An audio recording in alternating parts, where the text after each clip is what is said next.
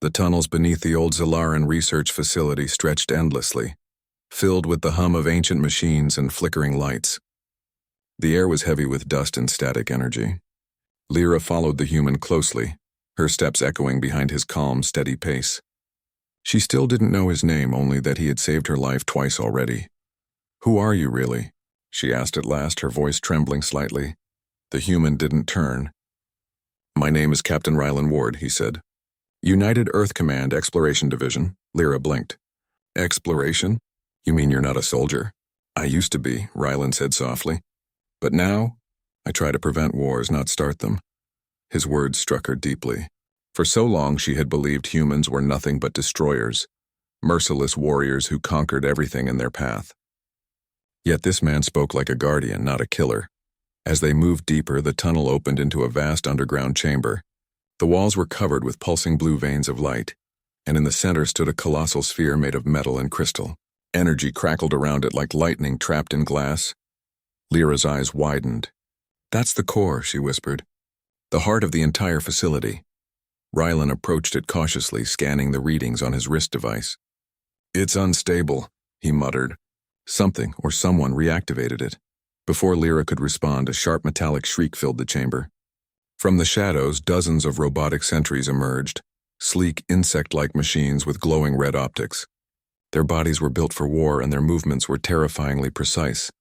"They're reawakening," Lyra gasped. Rylan's expression hardened. "Then we move fast." He drew a compact tool from his belt that unfolded into a glowing baton. Instead of attacking, he pressed it to the ground. A pulse of blue energy rippled outward, scrambling the nearest robot's sensors. They spun in confusion, giving Rylan and Lyra time to dash behind a fallen column. "Can't we shut them off?" Lyra shouted over the rising noise. "I'm trying," Rylan said, tapping on his wrist device. "But someone's controlling them remotely." "The signal's coming from the core." Lyra peeked over the rubble. The robots were regrouping, their red eyes burning brighter. "They're adapting," she cried. Rylan frowned. "Then we adapt faster." He tapped a few more commands, then handed her a small disc. "Press this against the core when I say so. What will it do?" "It will cut the signal for a few seconds. That's all the time we'll have." Before she could argue, Rylan leapt from cover, moving like a shadow. He dodged blaster fire and spinning blades, disabling robots with swift, precise strikes. His every move was calculated, almost graceful. Lyra felt a surge of courage watching him. She waited for the right moment, then ran toward the core. Her heart pounded as she weaved through debris, dodging sparks and falling panels.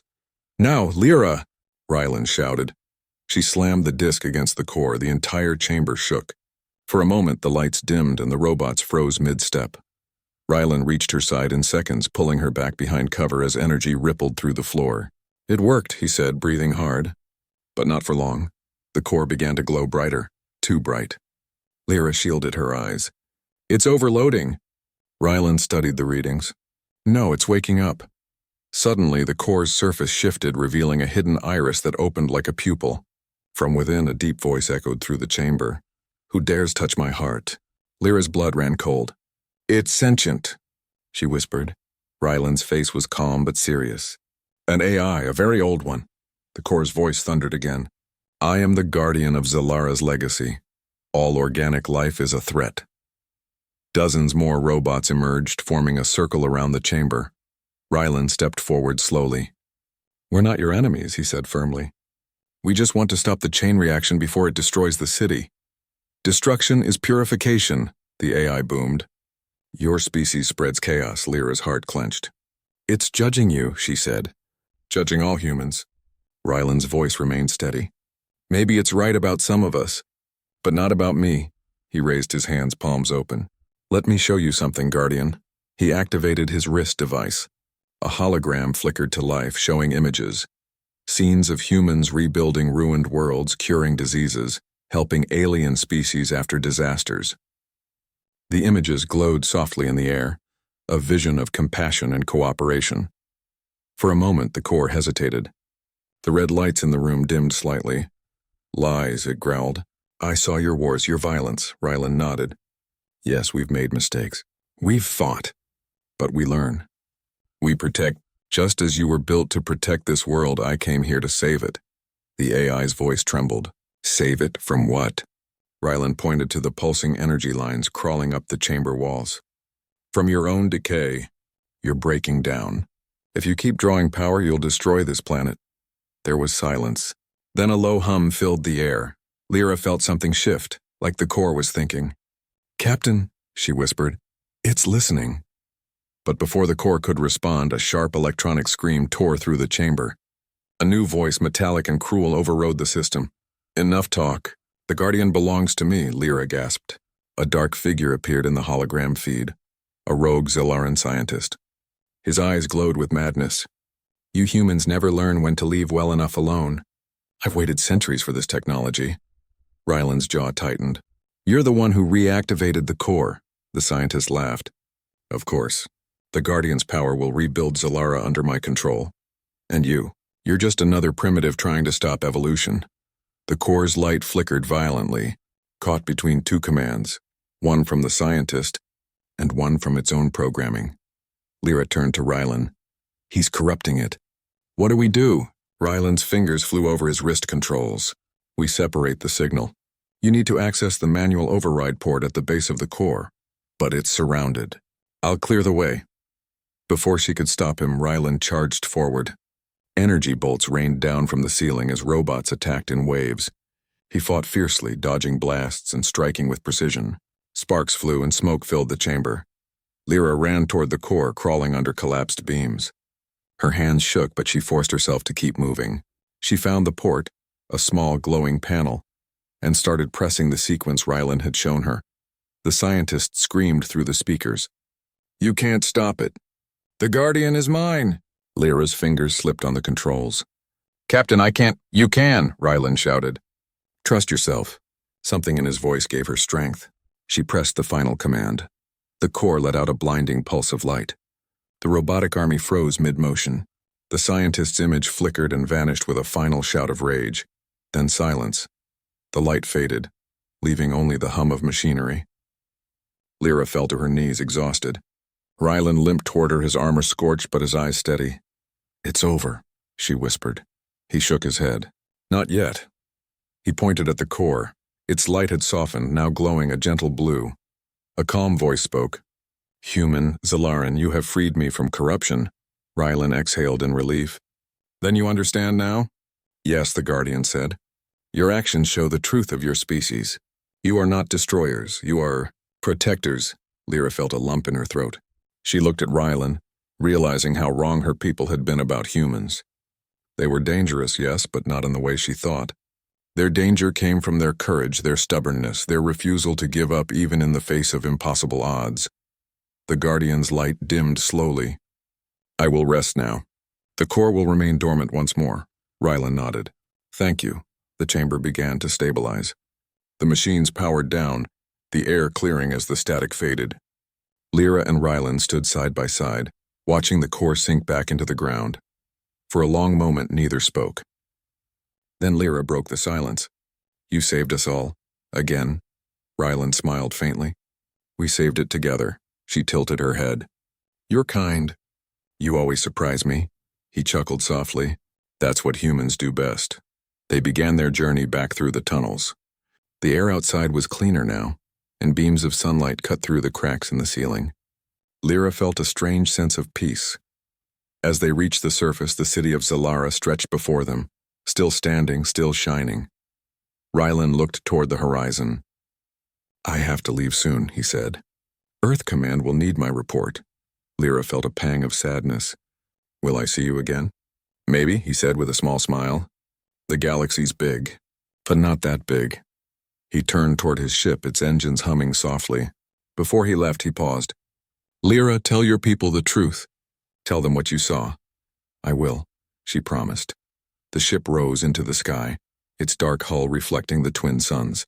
Lyra watched until it vanished among the clouds. She stood there for a long time, the wind rustling through her hair. The human, once thought a killer, had become something far greater, a symbol of hope. Back in the city, she would tell her story. She would tell them how the killer human didn't come to destroy, but to save. How he fought not with hate, but with purpose, and somewhere far among the stars. Captain Rylan Ward smiled as his ship drifted toward the next unknown world. ready to prove again that humanity's greatest strength was not its weapons, but its heart.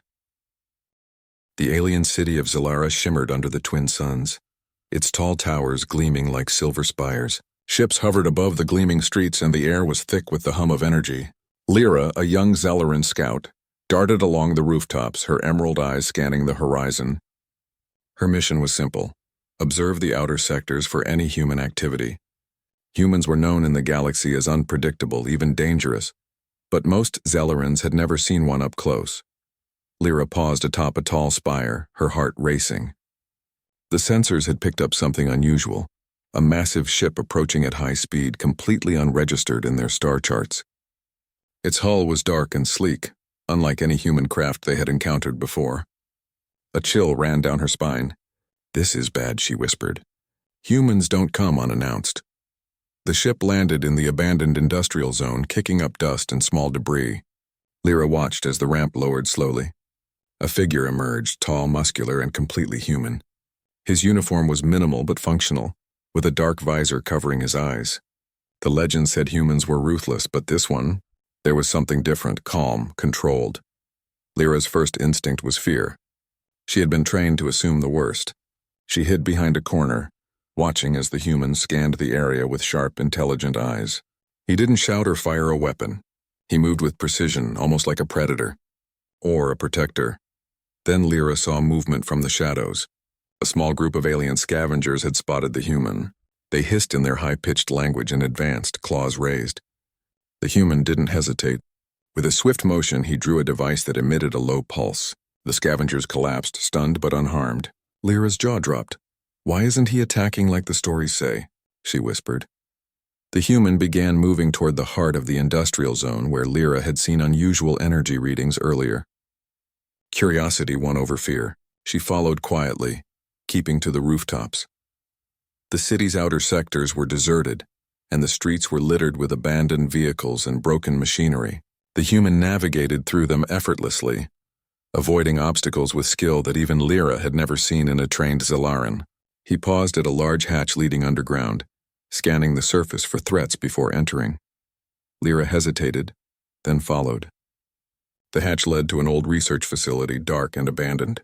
Broken screens flickered, showing static and old Zelaran schematics. But there was one active console. A soft, pulsing light drew her attention. The human knelt by the console, placing his hands on it. The system hummed to life under his touch. Lights flickered, revealing hidden tunnels and rooms. Lyra's curiosity burned hotter than her fear. She crept closer, peeking from behind a wall. Suddenly, alarms blared.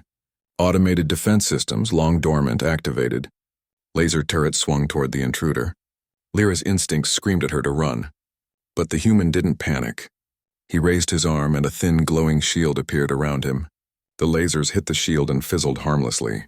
Then with precise movements, he deactivated the turrets. Lyra's mind raced. Humans were supposed to be brutal, violent, destructive. Yet here was one neutralizing dangerous technology without harming anyone. Could the legends be wrong? From a dark corridor, a small drone emerged, damaged and sparking. It moved toward the human aggressively, scanning him for threats. The human extended a hand and the drone paused. He spoke in a low, steady voice in Zelaran Basic. "I don't want to hurt you. I can help."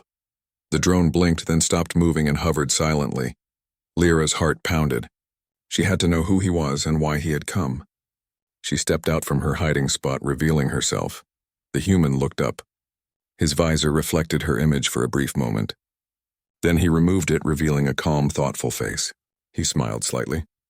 "You're not a threat," he said. His voice was deep and steady, carrying an unusual warmth. Lyra's first reaction was caution.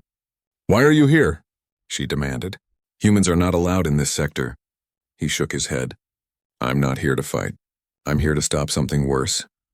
Before Lyra could respond, the ground shook violently. Explosions echoed from deeper within the facility. Lyra's eyes widened. She had never felt such raw power. She turned toward the sound, then back at the human. He didn't hesitate. "Stay close," he said. He moved forward with astonishing speed, scaling walls and jumping over debris. Lyra followed, amazed by his agility. They entered a vast chamber filled with strange machinery and glowing crystals. At the center, a device pulsed with dangerous energy, almost alive. Lyra recognized it immediately.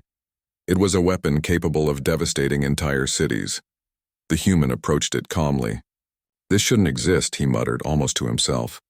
He placed a hand on the device, studying its patterns. Lyra realized he wasn't just human. He was extraordinary. His presence alone seemed to calm the unstable energy. Suddenly, a group of robotic sentries activated, surrounding them. They moved fast, metallic arms raised for combat. Lyra froze, but the human didn't. With a series of precise motions, he disarmed each robot, rendering them immobile. Not a single shot was fired. Lyra's amazement turned into awe. How are you doing this?" she whispered. The human looked at her, serious but not threatening. "I've learned that sometimes strength isn't about destruction. It's about control and compassion." Just then the device pulsed violently, its energy spiraling out of control. Lyra stepped back, fearing an explosion. But the human held his ground, placing both hands on the device. Slowly, he absorbed the energy into a small container he carried at his belt. The light dimmed and the room fell silent. Lyra could barely believe her eyes. The weapon, capable of annihilating thousands, was neutralized without a single life lost. The human looked at her again, his expression unreadable. "You see," he said, "not every human comes to destroy. Some of us come to protect." Lyra's mind raced. Everything she had been taught about humans was wrong. The so-called killer human had just saved countless lives, including hers. She realized that danger could come in many forms, but so could salvation. The ground trembled again, louder this time. Somewhere deep in the facility, something was awakening. The human's eyes narrowed. "We have more work to do," he said. "And we'll need to move fast." Without waiting for her response, he started toward the deeper corridors. Lyra hesitated, then ran after him. She didn't understand everything about him, or why he had come. But she knew one thing for certain. Humans were far more complex than anyone had imagined. As they moved deeper into the facility, shadows shifted and faint whispers echoed from the walls. Lyra felt a mixture of fear and exhilaration. She realized she was witnessing history, a human acting not as a conqueror but as a hero. And somewhere deep inside, a spark of hope ignited. The human glanced back as if sensing her thoughts. "Stay close," he said again. "This isn't over." Lyra nodded, determination replacing fear. She had no idea what awaited them in the heart of the facility. But she knew one thing. With this human by her side, there was a chance to face the impossible and survive.